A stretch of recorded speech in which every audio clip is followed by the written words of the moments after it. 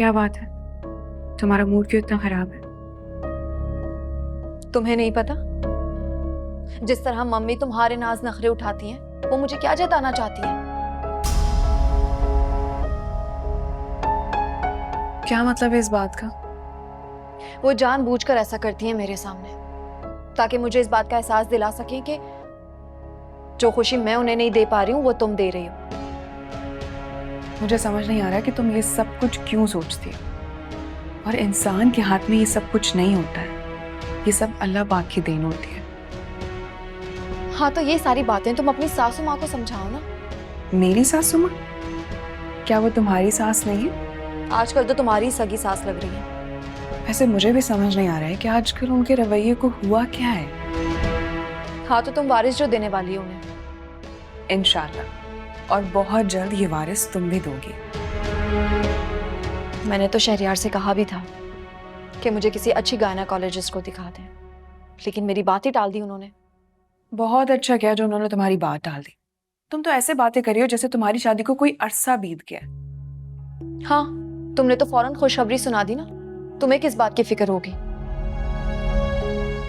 तुम्हें पता भी है इतने दुख, इतनी तकलीफें उठाने के बाद एक खुशखबरी मुझे नसीब हुई है, उसके बावजूद भी।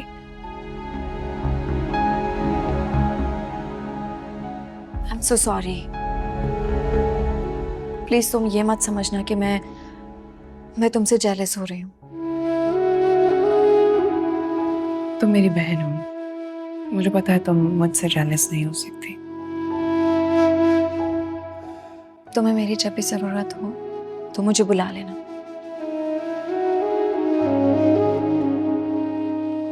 थैंक यू मुझे समझने के लिए। क्या बात नहीं।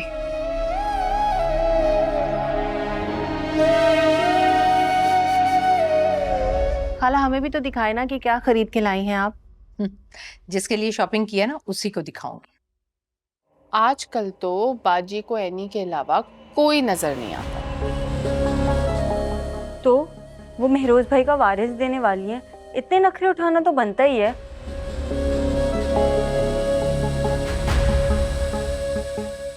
अस्सलाम वालेकुम। वालेकुम अस्सलाम। आओ आओ बैठो।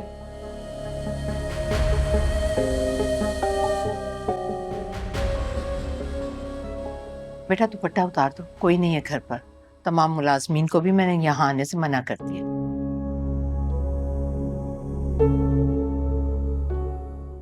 देखो मैं अपने होने वाले पोते के लिए क्या लाई हूँ। बाजी अगर पोती हो गई तो? नहीं, मेरा तो पोता ही होगा।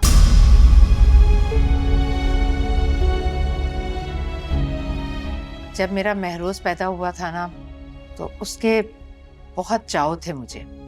अब जबकि महरोज का बच्चा पैदा हो रहा है तो उसके भी उतने ही चाव पूरे करूंगी मैं। मेरा तो बहुत ही लाडला था, तोतली सी जुबान में मेरे पीछे पीछे भागता था, कहता था कि ताला ताला ताला। चलो मैं दिखाती हूँ तुम्हें। ये अस्सलाम वालेकुम। उधर चेहरा उधर घुमाओ। वालेकुम अस्सलाम। क्या लेकर आए? मैं अपने होने वाले भतीजे या फिर भतीजी के लिए गिफ्ट्स। घर ही पागल हुआ है। चले एक काम करते हैं, मैं एनी भाभी के कमरे में रखवा देता हूँ ये।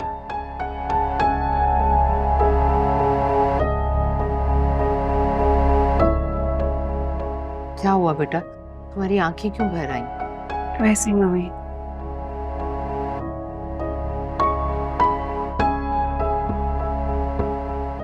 तुम चलो यहाँ से। क्या कर रही हो? मम्मा लगता है महरोज भाई की याद आ रही है।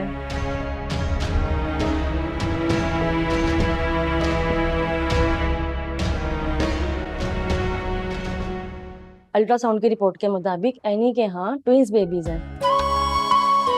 वाकई दोनों लड़के होंगे? नहीं, एक लड़का है एक लड़की है। या अल्लाह तेरा शुक्र है, लड़का तो है ना। बस थोड़ी देर में एनी को फ्री कर देते हैं। Excuse me.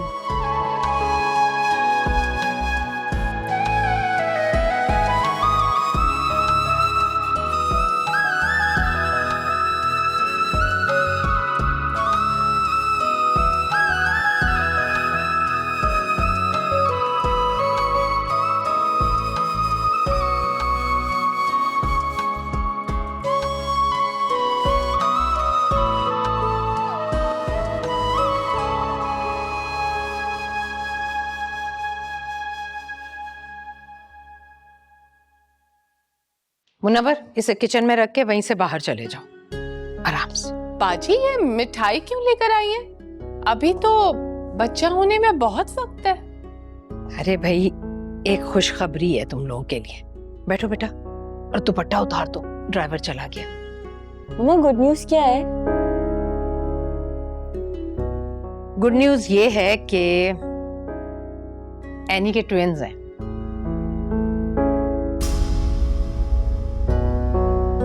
Really mom? Doctor ने अल्ट्रासाउंड किया ना, तो उसने बताया कि एक बेटी और एक बेटा है। मुबारक हो। चले, मुबारक हो बाजी आपको। खैर मुबारक। ये तो बहुत ही अच्छा हुआ।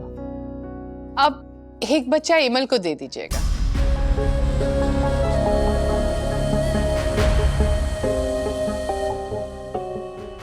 क्यों? डॉक्टर क्या बिल्कुल नाउम्मीद हो गए एमल से? ऐसी कोई बात नहीं है। और एमल की शादी को देने कितने हुए? शादी के शुरू में अगर लड़की के बच्चा ना हो तो उसमें कोई ना कोई नुक्स होता है। क्यों बाजी, मैं ठीक कह रही हूँ ना? हाँ, कह तो तुम ठीक रही हो। ऐसी कोई बात नहीं है और मैं नहीं मानती। मुझे लगता है कि इन सब में इंसान का नहीं बल्कि अल्लाह की देन होती है ये। और बहुत जल्द हो सकता है उसकी गोद भर जाए।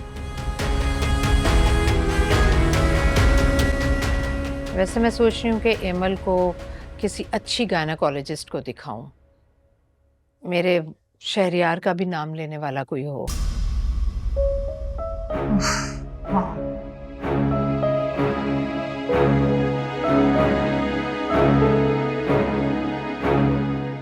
एमल, मैं देखती हूँ। संभल कर जाना।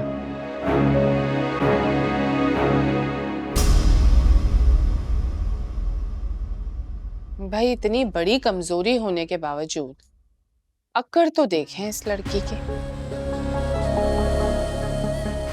आई, सब कुछ सुनो और वहीं से वापस चली गई। उफ।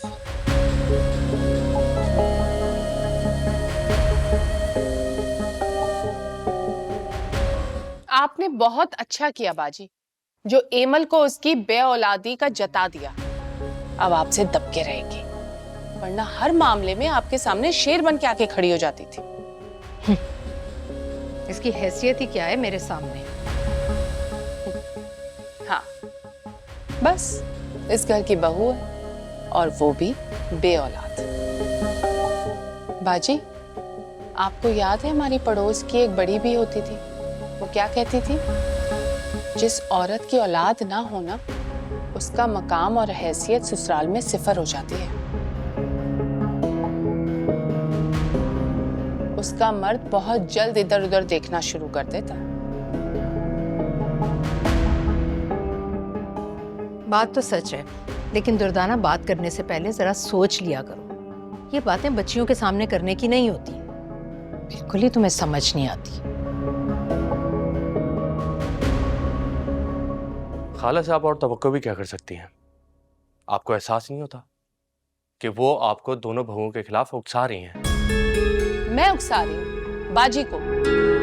बाजी बहुत ज़हीन है और हर चीज खुद समझ लेती है। तुम हर बात का इल्जाम मुझ पे मत डाला करो, अच्छा? मम्मी, एमल भाभी के साथ इस तरह से सलूक करने से शहरियार भाई का भी दिल आपसे बददिल हो सकता है। एहतियात करें। वो बेटा है मेरा, बीवी की वजह से इस तरह से माँ से बददिल नहीं होगा वो। किसी का तो पता नहीं, लेकिन आपसे पूरी उम्मीद है कि आप अपनी वाइफ के आने के बाद बदल जरूर जाएंगे। शट अप फरी, मुझसे तमीज से बात किया करो। और आप क्या करते हैं? एनी भाभी और एमल भाभी के सामने मेरी इंसल्ट कर देते हैं और दूसरों के सामने भी। फरीहा, क्या हो गया तुम्हें? आफान तुम्हें भाइयों की तरह समझाता है, बुरा क्यों मान रही हो? तुम तो चुप करो, मेरा मुंह मत खुलवाओ। और मम्मा, आप अफान भाई को समझा दें, बहुत ज्यादा बदतमीजी करते हैं, मेरी कोई इज्जत ही नहीं है।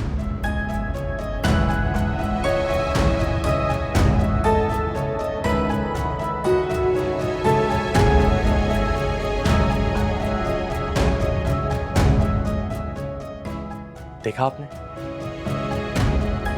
देखिए इसकी बदतमीजी। आप दोनों को एहसास नहीं हो रहा कि ये लोग आपसे क्या सीख रहे हैं?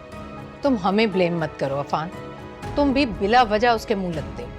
मम्मी, अगर इसकी शादी के बाद आप जैसी सास मिली ना इसको, तो इसकी जिंदगी अजाब बन जाएगी। बहुत पछताएंगी आप।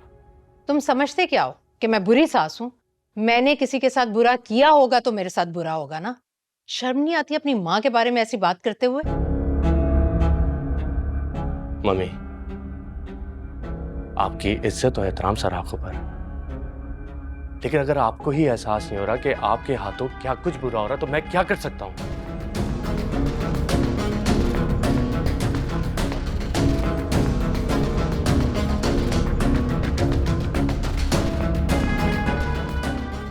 ताना देगी आपको बाजी। समझता क्या है खुद को? अभी शादी हुई नहीं, माँ से बदतमीजी करने लगा है। पूछती हूँ, खबर लेती हूँ इसकी मैं।